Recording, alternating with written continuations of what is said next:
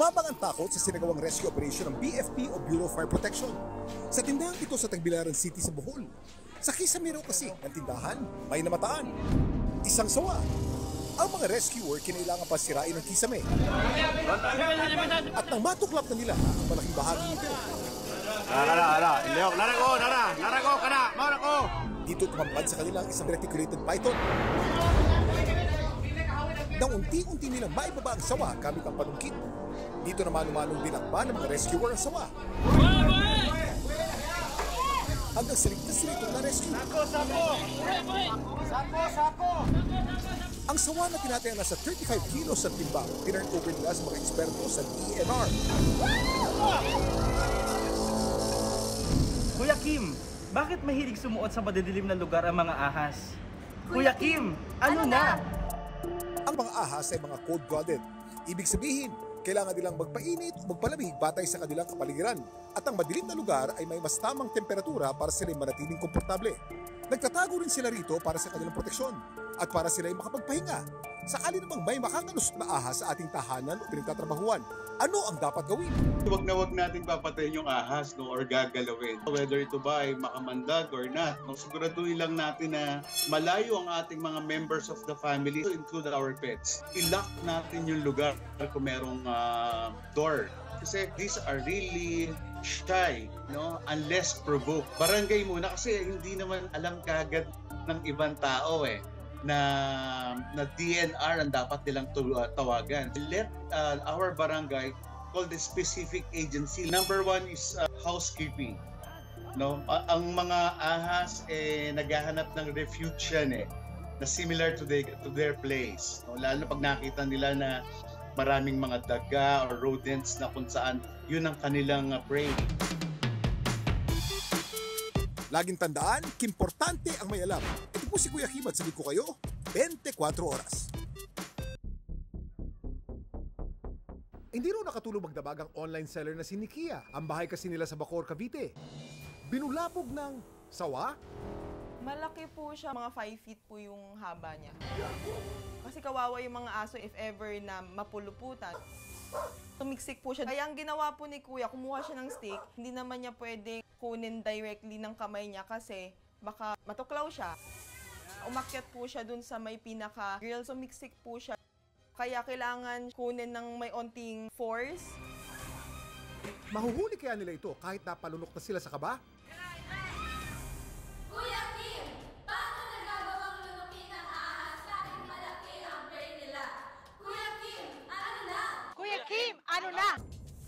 Ang lahat ng sawa ay merong special na bibig. Ang dahilan ay hindi dahil nabibreak nila ang kanilang mga buto o nadidislocate nila ang kanilang jaw, kundi meron itong mga special na set ng mga buto at ligament.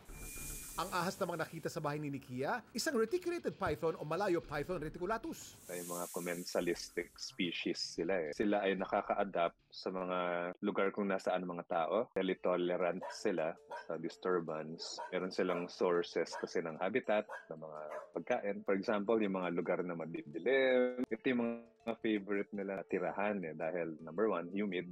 Kailangan kasi nila ng moisture. Kung maayos yung sanitation at hygiene mo, yung mga pests like mice and rats, mawawala din. Samantala, makalipas ang halos kalahating oras na pakikipagpuno sa sawa.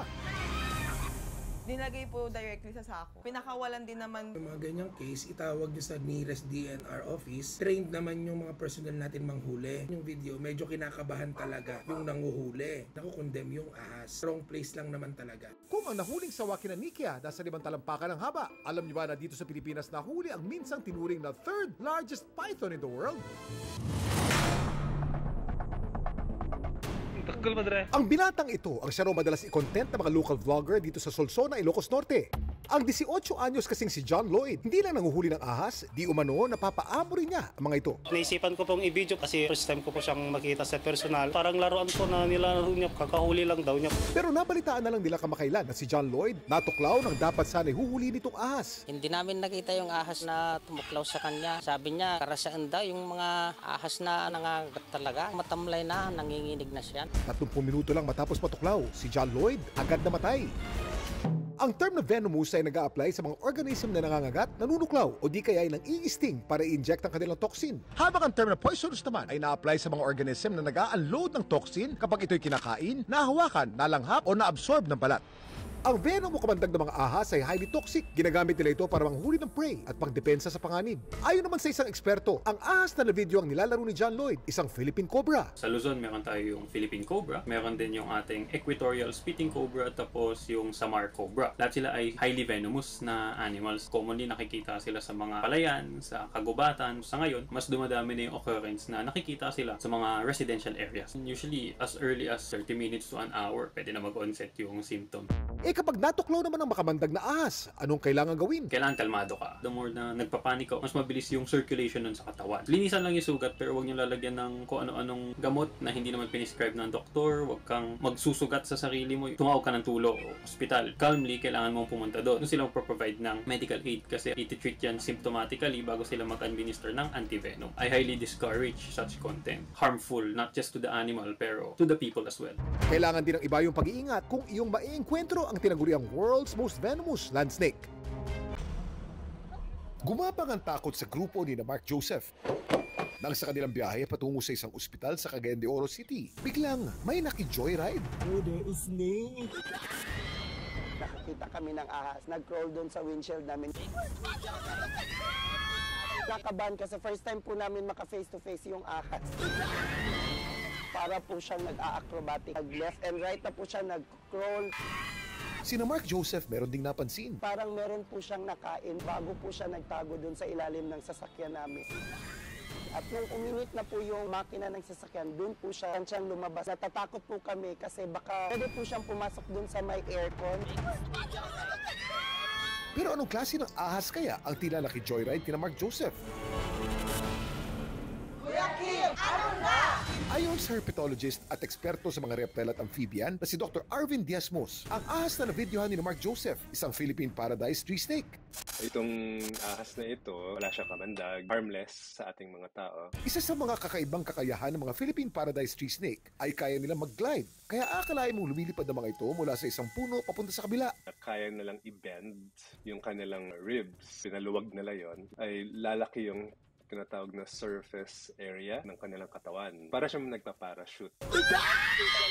Paalala naman ni Dr. Arvin. Siyempre, magugulat kayo, no? Pero wag lang naman kayo magpanic. In fact, sila rin ay nagpapanik. Check nyo kung meron kayong safe area na mapaghihintuan sa highway. Pilitin nyo makaalis na yung ahas. At wag na nating saktan, no? Kawawa naman. They're pretty docile. Bagay na ginawa ni Mark Joseph. Doon po muna kami sa National Highway. Inantay po talaga namin na yung ahas ay makababa po talaga sa sakyan.